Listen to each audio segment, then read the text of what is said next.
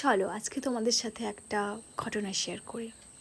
আজকে আমার সঙ্গে কিছু অদ্ভুত ঘটনা ঘটেছে। ঠিক অদ্ভুত নয়, মানে প্ল্যানিং ছাড়া কিছু কাজ হয়েছে, সেটাই তোমাদের সাথে শেয়ার করব। এটাও খুব ভালো লাগলো। দেখো, দুপুর আমি বেরিয়ে পড়েছি, হঠাৎ করেই প্ল্যানিং। হ্যাঁ, সবটাই তোমাদের সাথে শেয়ার করছি, চলো তোমরা সঙ্গে থেকো। তার আগে সবাইকে আমি থ্যাংক ইউ জানাতে চাই, যারা আমার খুব কাছের। কেন কি, ওদের জন্যই আজকের দিনটা এতটাই ভালো কেটেছে। এবারে চলো আসল কথাটা বলি। গলার ভয়েস ইগনোর করো, ঠান্ডা লেগে খুব খারাপ অবস্থা হয়ে আছে। এই যে আমার স্টুডেন্টগুলোকে দেখতে পাচ্ছ, এদের জন্য আজকে আমার ভীষণ প্রাউড ফিল হচ্ছে। অনেক স্টুডেন্টকে আমি মিস করলাম। এরা ওয়েট করছিল আমার জন্য, আমি যতক্ষণ না পৌঁছাই ওরা দেখা করবে বলে।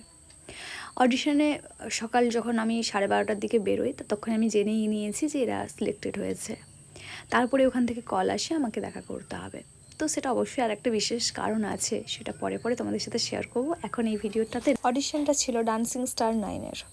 আগেও আমি পোস্ট করেছিলাম, অনেকেই উপস্থিত ছিলে, খুবই ভালো লেগেছিল। আর আগামী দিনে পথ চলা আরও কঠিন হবে, তো সবসময় আমাকে সঙ্গে পাবে। আমি চেষ্টা করব তোমাদের সঙ্গে থাকার। খুব বড় হও, এগিয়ে চলো, আমি তোমাদের সঙ্গে আছি। আর হ্যাঁ, আমার বিশ্বাস তোমরা ঠিক পারবে, আরও উপরে ওঠো। আর সবাই ভালো থেকো, এইভাবে নাচটা করো আর খুব ভালোভাবে প্র্যাকটিস করো। সবশেষে আবারও ধন্যবাদ জানাচ্ছি প্রত্যেককেই। সারদা বিদ্যা মন্দিরকে অবশ্যই ধন্যবাদ জানাচ্ছি এরকম একটা সুযোগ করে দেওয়ার জন্য। থ্যাংক ইউ সারদা বিদ্যা মন্দির, থ্যাংক ইউ ডান্সিং স্টার 9।